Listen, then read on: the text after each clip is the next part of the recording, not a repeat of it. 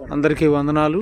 మనం చూస్తూ ఉన్నటువంటి ఈ ప్రాంతము మరి దైవజనుడైనటువంటి బాప్తిస్మిచ్చి యోహాన్ గారు శిరచ్ఛేదం చేయబడినటువంటి ప్రాంతం. ఈ ప్రాంతం ఒక నీతిమంతుడు ఒక పాపమును గద్దించడాన్ని బట్టి ప్రజలకి మాదిరికరంగా ఉండవలసినటువంటి హేరోదు తన తమ్ముని భార్యను తీసుకొచ్చి ఉంచుకోవటాన్ని బట్టి మరి ఆ చెడుతనాన్ని గద్దించడాన్ని బట్టి మరి హేరోదియా యోహాను మీద పగబట్టి తన కుమార్తెను హేరోదుని వద్ద నాట్యం చేయించి మరి హేరోదు ఏం కోరుకుంటే అది ఇస్తానడు కదా అని మరి తన కుమార్తె ద్వారాగా బాప్తిస్మిచ్చి యోహాను యొక్క తల అడగటం అనేటువంటిది జరుగుతూ ఉంది.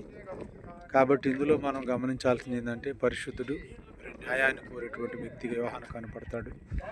మరి శరీర సుఖానుసారంగా జీవించినటువంటి ఒక స్థితిలో హేరోదు కనపడతాడు.